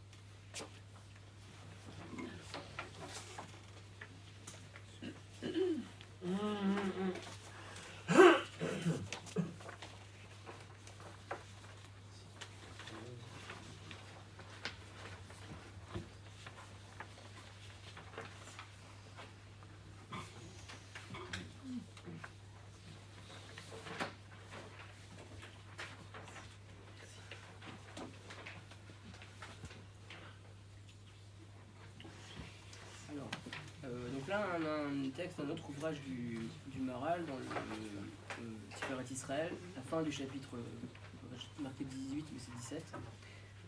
Donc Tiferet Israël, c'est un ouvrage qui est consacré entièrement à la nature de la Torah. Il explique les 10 commandements, les différentes mitzvot. Et donc dans les premiers chapitres, il parle des patriarches. Et donc ce chapitre 17 pose une question importante, c'est que si les patriarches étaient des êtres tellement parfaits, ce qu'on a vu dans le Kuzari, alors comment ça se fait que la Torah ne leur a pas été donnée et qu'on a dû attendre en fait d'avoir la sortie d'Égypte, ou la création du peuple juif pour recevoir la Torah sur le mont Sinaï. Alors on a des versets où Dieu dit voilà, Abraham, je dois le mettre au courant de ce que je vais faire pour la ville de Sodome, parce qu'il va dans mes voies, etc. Donc de là, nos sages on dit que les patriarches, dont Abraham bien sûr, accomplissaient la Torah même s'il n'avait pas été donné, mais il le faisait parce que c'est la sagesse divine et qu'il comprenait qu'il fallait la faire. La Torah existait, d'après la tradition, la Torah elle a même précédé l'existence, la création du monde. Mais elle a été donnée, elle est devenue, elle a eu force de loi, elle est devenue obligatoire uniquement à partir du moment du don de la Torah, sur le Sinaï. Donc, si les Havot étaient des êtres d'exception, puisqu'en fait c'est eux qui donnent leurs caractéristiques particulières, la nature particulière au peuple juif, pourquoi est-ce qu'ils n'ont pas eux-mêmes reçu la Torah? Alors il va expliquer pourquoi. Et donc, en nous parlant de la nature de la Torah, on va pouvoir comprendre, on va encore avoir un autre éclaircissement par rapport à notre sujet d'individu et de collectivité. Alors, donc je lis aussi dans ce midrash là, donc j'ai pas photocopié le midrash, mais l'idée du midrash là-bas, c'est que en fait, c'est l'image d'un roi qui en fait fait un grand festin pour tout son peuple. Ça ressemble un peu à l'histoire d'Assuérus qu'on va voir à Purim, et qui après le festin finalement convie et qui en fait distribue à chacun des convives le plat qu'il veut bien lui donner, mais à la fin, une fois que tout le monde est parti, en fait il appelle son fils ou son meilleur serviteur, et finalement il lui dit voilà, tout ce qui est sur la table, ça t'appartient à toi. Donc c'est une idée en fait qu'il y a une partie de la Torah qui a été déjà distribuée partiellement, soit à des nations, soit à des personnes comme les patriarches, mais finalement, quand est-ce que la Torah va être vraiment distribuée entièrement, c'est-à-dire c'est la table sur laquelle il y a tous les plats, c'est uniquement à quelqu'un qui le mérite, c'est-à-dire au peuple d'Israël. Alors il va développer ça. De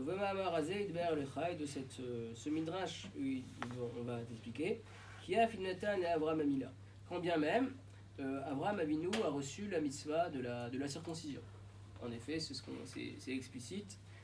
qu'il a reçu une mitzvah, mais un commandement, mais parmi les 613. Donc ça, ce serait par exemple comme le roi qui officiellement invite tous ses convives et qui à chacun, mais par contre distribue à chacun un seul plat. Ou les Yaakov, il a naché. Et à Jacob, il a donné l'interdiction de ner sciatique. Le dad Rabbi Yehuda, Perek Naché, bon, d'après l'opinion de Rabbi Yehuda dans le traité Chouli. Alors, donc ils ont reçu, les patriarches ont reçu quand même des mitzvot. Indépendamment du fait que la tradition nous dit qu'ils accomplissaient les mitzvot parce qu'ils comprenaient que la Torah était nécessaire pour le monde, mais Dieu leur a parlé explicitement en leur disant Abraham, tu feras la Mila, et semble-t-il en disant à Jacob de ne pas consommer le ner sciatique. Alors, ça c'est vrai, mais Davarze Natan Lahem, Mitzad Asher la mitzvah Aï, Shayach Lahem Ifrat. Ça a été donné parce que cette mitzvah-là leur correspondait individuellement. C'est-à-dire la personnalité d'Abraham, la Mila lui correspondait. La personnalité de Jacob, l'interdit du ner sciatique, correspondait à sa personnalité, à sa propre histoire. Ou Komo Sheikber Besamour Davarze, comme il va expliquer ça plus loin dans le chapitre 20. Ou le Karnatam la mitzvot pratim davka. Mais c'est la raison pour laquelle on leur a donné des mitzvot, uniquement des mitzvot uniques, des mitzvot individuelles. De Hanou Bemitzvah Shayach Lahem Ifrat. Ils ont eu en fait une Torah à la carte. Chacun, selon sa personnalité, a eu la mitzvah qui lui correspondait. Mais par contre, Aval et Israël, mais pour Israël, la Tama mitzvah mitzad qui a Torah, Rouya Lahem mitzad Atzma. Il leur a donné la Torah, mais non pas une mitzvah par mitzvah, mais il leur a donné toute la Torah d'un seul coup, parce que eux sont aptes à recevoir toute la Torah en un seul bloc. C'est l'idée qui était dans le Midrash que lorsqu'il y a son ami ou le fils du roi, dépend des versions, qui vient chez le roi, donc quand c'est après que la réception soit finie, il leur dit voilà tout ce qui est sur la table t'appartient.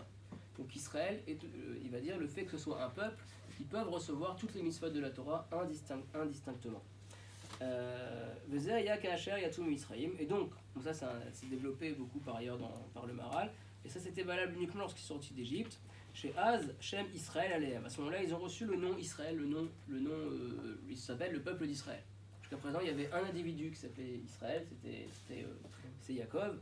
Il y avait les Bnei Israël au sens strict, c'était les tribus. Mais après le passage de 110 ans en Égypte, il y a un ensemble individuel, un ensemble collectif qui s'appelle Israël. Vezeh Hashem Ishar Lahem Beli Shinui le Meolamim. Et ce nom-là, quels que soient les aléas de l'histoire ou les destins des individus, il y aura toujours un peuple qui s'appelle Israël. Donc ça, c'est quelque chose qui ne change jamais. C'est ça qui importe ici dans le Maharal, quelque chose qui ne peut pas changer. Et donc, comme le peuple d'Israël est éternel, à ce moment-là, Raouya Lahem à Torah Tmidit Anitzrit. Elle leur convient la Torah qui elle-même est éternelle. C'est-à-dire elle peut prendre n'importe quelle forme, il peut y avoir plusieurs manières de la vivre, mais en réalité, ses mitzvot et son message est éternel. Dépend certes des personnes, mais on peut avoir un gage, c'est une garantie que le fait que ce soit respecté, se donner à un collectif, ça ne va pas changer. De la même manière que le collectif lui-même reste éternel, alors il peut accepter la Torah qui doit aussi rester éternelle, quels que soient ses changements. Asher en Lashinu Iklal, donc la Torah elle-même n'a pas de changement. Donc c'est la raison pour laquelle en fait les patriarches ne pouvaient pas recevoir la Torah. Et comment est-ce qu'on pouvait donner quelque chose d'éternel comme la Torah, Asher en Shinu Lo, qui n'a pas de changement, et Abraham, Yitzhak et Yaakov. Abraham, Yitzhak et Yaakov. Pourquoi ? Parce que certes c'était des êtres d'exception, et en fait toute leur existence était sur le même plan d'égalité, ils ne se sont pas déshonorés, en tout cas ils ont réussi à vraiment vivre leur vie jusqu'au bout, en état de justice, qui bema shem pratim, mais fondamentalement sont des individus. Et aprat yesh lo shinui, et l'individu est sujet au changement. Donc il se trouve que c'est des êtres parfaits qui ne se sont pas dénaturés, mais fondamentalement ils auraient pu. En fait, dans la Gemara, dans Brachot, on nous raconte l'histoire de Yochanan Kohen Gadol qui était pendant 80 ans du temps du second temple, qui était grand prêtre et qui du jour au lendemain est devenu sadducéen. Donc en fait, après 80 ans, il a carrément tourné kazakh. Ça c'est valable dans le cas d'un individu. Et fondamentalement, même les patriarches pouvaient être sujets à ça. C'est pour ça qu'on ne pouvait pas leur donner la Torah. Kacher met Abraham, parce que lorsque Abraham disparaît, En kan Abraham, il n'y a plus Abraham. En fait, attacher la Torah à à un individu, c'est risqué parce que, en fait, sa personnalité, tant qu'il est vivant, c'est parfait, mais dès qu'il décède, c'est déjà plus actuel. V'chein Yitzhak, v'chein Yaakov, et ainsi Yitzhak et ainsi Jacob. En Raoulahem, Darkei Hashem, Asher En Shayar Shinu Bahem Klal. On peut pas leur donner quelque chose qui est de nature éternelle. Qui lo Shayach à Torah, parce que la Torah n'est pas apte. Chez Yiseder Hashem Yivarach Asher Utmidi, qui est donc la sagesse de l'éternel la sagesse de Dieu qui est éternelle. Rak el Amekabel Asher Omed Beleshinu. Uniquement si la personne qui le reçoit est elle-même également certaine de ne jamais changer. Or, Kishem Aklali, Shomo Nishar Tamid, et justement un nom qui est général, un nom qui est collectif, donc le nom d'un peuple, lui n'est jamais sujet, ne changera jamais. Ve'en Shem Am, et le nom peuple, chez Am Klali al Avram Yitzhak Yaakov. Et donc Avram Yitzhak Yaakov ne pouvait pas être considéré comme un peuple. Rak Asher Yatsu Mitzrayim Az Ayul Am. Et c'est uniquement lorsqu'ils sont sortis d'Égypte qu'à ce moment-là, ils pouvaient être considérés comme un peuple. Donc c'est un changement quantitatif qui est également un changement qualitatif. Donc ça on va le voir après, grâce en fait à la synthèse, si on veut, entre le Kuzari et le Maharal. Alors, donc il est en train d'expliquer qu'il n'y a que le peuple qui peut recevoir la Torah. Et il va le prouver grâce au fait que au nombre de 600 000, qui est très significatif pour le Maharal. C'est la raison pour laquelle l'onitna Torah hachiyu shishim rivo. La Torah n'a pas été donnée tant qu'ils n'ont pas été 600 000. En fait, ils ont été 600 000 qui sont sortis d'Égypte et 600 000 qui ont aussi reçu la Torah. Kimipne kimispar shishim ou mispar shalem, parce que le nombre 60 c'est un nombre qui est complet. Comme je l'ai longuement expliqué dans le Sefer Gvurat Hashem, c'est le livre du Maharal qui parle en fait de la fête de Pessah et du déteint d'Israël. En réalité, il veut dire que le nombre 6 et tous ses multiples, c'est le nombre qui prend en compte toute la dimension naturelle. Puisqu'il y a les quatre points cardinaux et les deux dimensions qui sont à l'avant et à l'arrière. Donc c'est c'est le nombre naturel par excellence. Donc dès qu'on a un multiple au centuple et même plus de ceci, donc en fait on a une vraie création, on a un vrai collectif en fait. Le chiffre 600 000 pour le Maharal, c'est le collectif par excellence. Donc ça veut dire que le peuple d'Israël sera toujours considéré comme 600 000, même s'il y a bien plus, même s'il y a moins. En fait 600 000, ça veut dire qu'on est passé du statut de particuliers qui étaient les patriarches et qui étaient aussi les tribus, à un statut qui est complètement différent. Et c'est pas du tout la même nature. C'est ce qu'on va se développer ailleurs par le Maharal, mais c'est ce qu'on va essayer de voir aussi en comparant les deux textes. Donc ça c'est un tout. Bechelek yesh shinui. Par contre, dans quelque chose qui est partiel, c'est-à-dire des individus qui sont partiels, il peut y avoir un changement.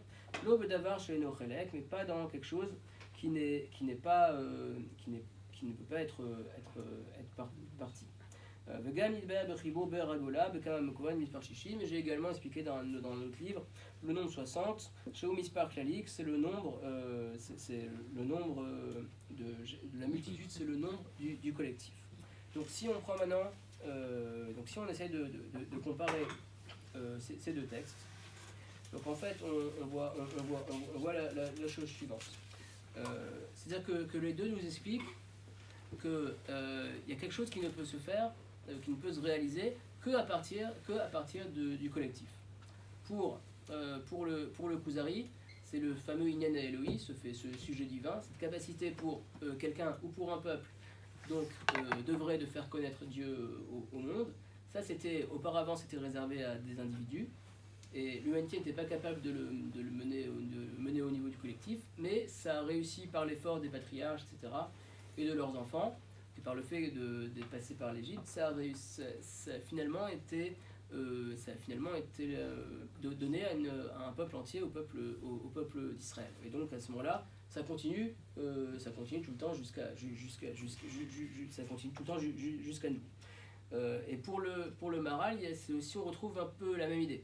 En fait, la Torah n'aurait pu être donnée uniquement à un peuple, et pas à des individus. Parce que les individus peuvent changer, les individus, même si c'est les patriarches, ils ont un temps limité. Mais par contre, une fois que c'est donné à un peuple, c'est un gage d'éternité, et ça peut, non seulement ils vont l'accomplir, mais ils vont réussir à le perpétrer. Donc qu'est-ce qu'on peut voir de là? Alors en fait, peut-être qu'on peut, on peut revenir à ce qu'on disait. C'est-à-dire qu'en fait, on avait commencé tout au début en disant que la création de l'homme, elle était en deux temps. Il y avait d'abord, ça avait été la création de l'homme à l'image de Dieu, donc il fallait qu'il soit un seul. C'est de l'un, de Dieu, sortait l'un. Finalement, ça posait un risque que l'homme soit autosuffisant, puisque à ce moment-là, il y avait en fait un risque qu'il se divinise, ou bien qu'il oublie carrément Dieu. Et dans le sujet, en fait, dont on parlait du transhumanisme, c'est tout à fait à propos, puisque un des grands rêves du transhumanisme, c'est justement d'avoir un homme qui soit complètement autosuffisant, qui soit complètement auto-indépendant, qui peut vivre éternellement, qui n'a pas besoin de reproduction, etc. Donc c'est aussi, on retrouve le même rêve, en fait, un rêve dans lequel on pourrait complètement oublier la présence de Dieu. Donc, en tout cas, c'est la raison pour laquelle, puisque c'est vrai que de l'un, il aurait dû sortir l'un, il aurait dû avoir un seul homme, mais malgré tout, c'était trop risqué, donc il a fallu faire de l'un multiple. Ça a commencé par la forme duel. Mais on avait vu après que, en fait, fondamentalement, cette partie unique restait en nous. C'était notre individu irréductible. Mais on est bien, à partir du moment où on n'est plus dans le monde décrit par le Maharal, où il y avait un seul homme, à partir du moment où on avait vu éventuellement d'autres raisons, mais à cause de la faute de l'homme, il a fallu qu'il y ait une naissance d'une humanité. Il a fallu qu'il y ait eu 70 nations. Donc à ce moment-là, l'homme, fondamentalement, a encore en lui cette possibilité d'œuvrer et de maîtriser le monde, mais malgré tout, il est dans un monde où il y a quand même une multiplicité. Or, il y a un principe, c'est que, en fait, dans le monde tel qu'il est maintenant, même si on est fondamentalement individuel, on ne peut pas tout faire. En fait, c'est pas possible. On a toujours besoin de quelqu'un. Il n'y a aucune société où il y a quelqu'un qui peut tout faire. Ne serait-ce que, par exemple, quand on est médecin, on n'est pas avocat, etc. Donc on peut pas, ça n'existe pas quelqu'un qui soit capable de tout. En fait, dans la tradition, on trouve éventuellement quelqu'un qui était comme ça. C'était Moshe Rabbeinu. En fait, il y a un moment où il avait vu sa stature lorsqu'il a fallu établir le sanctuaire. Il était prophète, il était roi, il était même prêtre éventuellement. Donc c'est quelque chose d'exceptionnel. Ce n'est pas resté tout le temps. Dans la structure du peuple juif, il y a les Kohanim, les Lévim, les Israélim. Il y a aussi le prophète, le roi, le prophète, le Nabi. Et en réalité, même dans la société occidentale, on a toujours besoin d'une société qui soit en plusieurs parties. Et lorsqu'on s'y refuse, en fait, ça donne le fascisme. Parce que le fascisme, justement, c'était quelqu'un si on prend quelqu'un comme Mussolini, en fait, le Duce, il était à la tête en fait, du peuple, et donc il avait toutes les casquettes en lui-même. Parce qu'on faisait tout pour lui, tout tournait autour de lui. Et il portait l'espoir du peuple. Mais ça, on sent bien qu'en fait, on sent bien que c'est une déviation. Donc fondamentalement, on est tous individus, mais on a quand même besoin d'un cadre dans lequel on va pouvoir s'exprimer, puisque on est limité au niveau individuel dans notre action. Donc on a besoin d'un cadre du peuple juif dans lequel en fait on va pouvoir œuvrer. C'est pour ça qu'on a besoin en fait du cadre collectif. Et c'est l'idée qu'on a retrouvée en fait dans le Kuzari. C'est-à-dire que maintenant qu'il y a une humanité, puisque on a vu qu'il y avait à chaque fois chacun des 20 personnages de Adam jusqu'à Abraham a eu des multitudes de descendants. Ça donnait les 70 nations. Et donc par rapport à une humanité aussi importante, il y a un seul peuple, ce qu'il disait le Kuzari, qui peut propager l'idée de Dieu. Et donc évidemment, ça ne peut pas être au niveau individuel, ça doit être au niveau collectif. De la même manière, en fait, c'est ce que le Maharal dit, c'est la même chose. Il disait que chacun des patriarches a reçu la mitzvah qui lui correspondait. Mais maintenant, à partir du moment où le peuple, leurs descendants sont devenus un peuple, à ce moment-là, on peut leur donner la Torah de manière distincte. Parce qu'en effet, on pourrait dire qu'il y a chacun, de la même manière qu'il y a 613 mitzvot, chacun a sa mitzvah à accomplir. il y a une tradition qui dit qu'il y a 613 000 lettres dans la Torah. Ça correspond à ça. Ça veut dire qu'en fait, chacun a sa place. Donc, et en effet, il y a une individualité, mais elle n'a de sens que dans le collectif. Et donc, fondamentalement, en fait, on retourne à ce qu'on avait dit au tout début, c'est-à-dire de l'un sur le multiple. Parce que, en fait, donc on a un seul Dieu, on a un homme, donc un duel, un premier couple, et au fur et à mesure du temps, on a un peuple entier. Mais si ce peuple-là est justement capable d'œuvrer dans le même sens, c'est-à-dire dans le sens de l'unicité de Dieu, d'une comportement éthique et moral exceptionnel, à ce moment-là, quelque part, ça permet de rejoindre, de retourner à l'un, de l'un sur le multiple, mais ce multiple nous montre Dieu, puisqu'on voit un peuple qui est capable de nous, par son comportement, en fait, de nous faire retourner à l'idée divine. Et ça, c'est une idée qui est développée, alors je n'ai pas photocopié ce texte, qui est développé par le Rav Wolbe, un des grands dirigeants spirituels des yeshivot, même du début de ce siècle, dans son livre Alécho, qui parle de ce qu'on appelle le Sod HaYichud, c'est-à-dire le secret de l'unité, qui fait un lien entre l'unicité de Dieu et l'unité du peuple juif. Le fait que l'humanité soit censée voir dans un peuple une somme d'individus qui malgré tout œuvrent au niveau du collectif pour nous faire prendre conscience à soi-même d'abord et à l'humanité entière du fait que en fait ils accomplissent quelle est la volonté de Dieu, ça montre en fait qu'il y a une réelle humanité dans la création. Donc en fait on réussit à comprendre que certes on a une individualité irréductible, mais c'est parce que sinon quelque part on pourrait pas on serait vraiment perdu dans la masse, puisque certes on fait partie d'un collectif, mais il ne faut pas perdre son rôle de vue.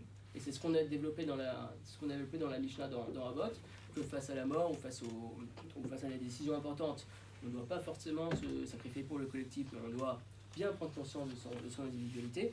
Mais ça n'a de sens dans un monde où il y a malgré tout une multitude d'êtres humains que lorsque c'est accompli dans le cadre du collectif.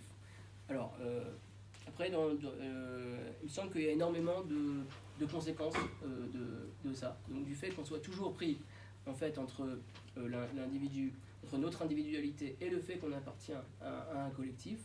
Et donc j'aurais voulu intituler ça, pour un autre cours, mais le fait que ce qu'on pourrait appeler de liberté contre conscience ou responsabilité. La liberté qu'on a chacun de choisir son destin, puisque fondamentalement on est individuel, comme on a vu dans la Mishnah Sanhedrin, face au fait que malgré tout, pour aller plus loin, pour quelque part remplir son rôle si on veut, on doit se fondre dans le collectif. Mais il peut y avoir énormément de diffractions, il y a un fragile équilibre à trouver, et ça c'est loin d'être évident, et je pense qu'on y est tous confrontés.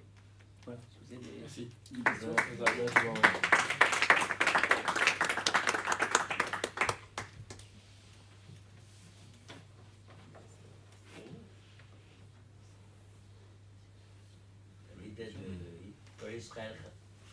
Quand Israël a révisé la zé. Oui, ça après, un deuxième thème, c'est que peut-être pour justement, en fait on voit à la fin de la Torah, en fait, on voit que Moïse est obligé de faire une alliance en fait de responsabilité collective. Et ça c'est un autre sujet, mais c'est peut-être le fait justement que malgré tout on tous il fallait acter ça. En fait, ça va pas de soi. Oui. Avec la préexistence de la Torah, en fait, la faute originelle était prévue par Dieu. Parce que la Torah finalement prend surtout son sens pour souder le collectif, juif en tout cas, après la faute. Ça veut dire que la faute. La Torah elle-même, elle peut avoir différentes formes en fait. Est-ce que Narmani développe ça dans l'introduction de son commentaire sur la Torah. Il dit en fait que la Torah telle qu'on l'a, en effet on l'a reçue donc à l'instant T du mont Sinaï, on a reçu une Torah qui correspond à une humanité après la faute. Mais si, d'après les Midrashim, d'après la Pirkei de Rabbi Eliezer, si Adam Arishon n'avait pas fauté, peut-être qu'il y aurait eu carrément autre chose en fait. C'est ce qui ressort en fait. Juste un éclaircissement. Donc, faute, il n'y aurait pas eu la multiplicité. Enfin, il est tout à fait possible qu'il y aurait eu qu'un Oui, ben, c'est ce que en fait il y a le Midrash, justement Pirkei de Rabbi Eliezer, il semble dire que en fait s'il n'aurait pas fauté, il serait rentré dans le Shabbat directement sans fauter, il aurait vécu éternellement, etc. Enfin, je ne comprends pas comment on prend la mitzvah de fructifier, multiplier en fait. Alors, c'est parce qu'elle est postérieure. Non, elle est pas postérieure, elle est dans le verset. Ah oui, non, pardon. Dans le premier verset qu'on a ramené en fait.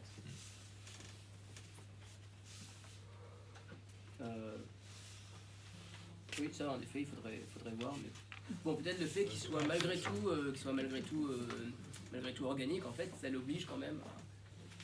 Puisque même si on vient de voir que même s'il était unique, c'était quand même un couple. Donc forcément, il y avait cette notion-là. Multipliez-vous et multipliez-vous. Donc il y a bien une multiplicité. Peut-être ça aurait été aussi des descendants différents, etc.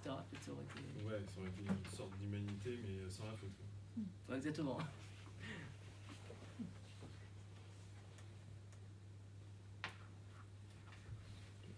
Autre question ? Merci. Merci beaucoup. Merci.